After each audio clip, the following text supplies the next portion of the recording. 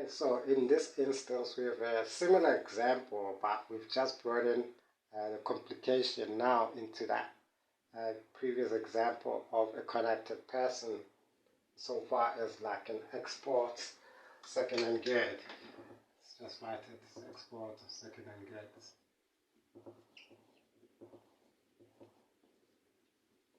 Okay, so in this example of the dotted down is Poly Ltd buys a second-hand printer from Jonty Ltd, who's a non-registered VAT vendor in this instance, whereas Poly is a registered VAT vendor. Please be aware of those issues that I may not mention that are meant to be like, things which are automatically part of the discussion. So Poly Ltd, registered VAT vendor, buys a second-hand printer from Jonty Ltd, who's a non-vendor this time around, at 7,000 rands when the open market value was 10,000 rands.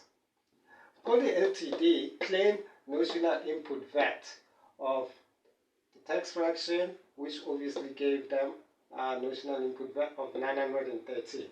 So Poly Ltd subsequently sells the printer to Callis Ltd, who's a connected person of Poly Ltd, for 5,000 rands. Right?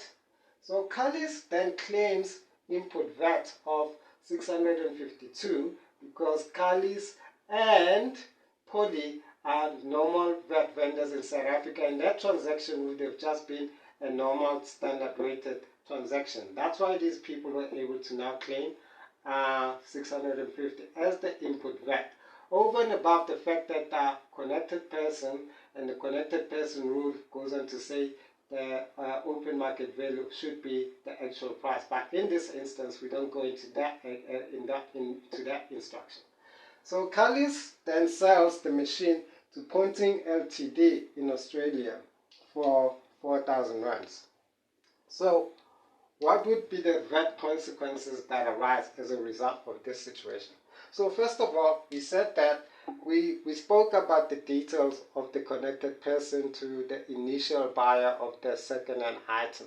So in that instance, we spoke about the rules in terms of how SARS has put in a provision that makes it a harsher provision for the actual connected person, because the connected person in this instance will bear the full risks and the actual harshness of having to pay over what's due to SARS.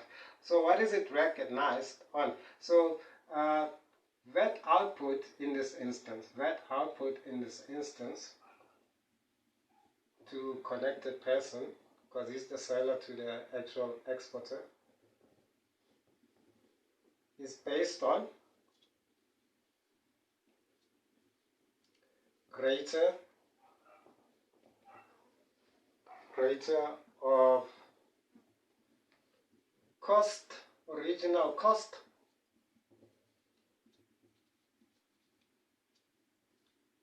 price, or cost price to the connected person.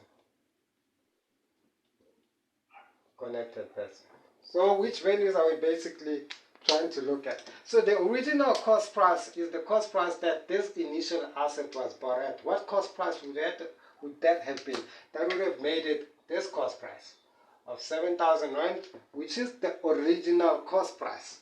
So I'll just put OCP, original cost price. And what is the cost price to the actual connected person? How much did we sell it to them for?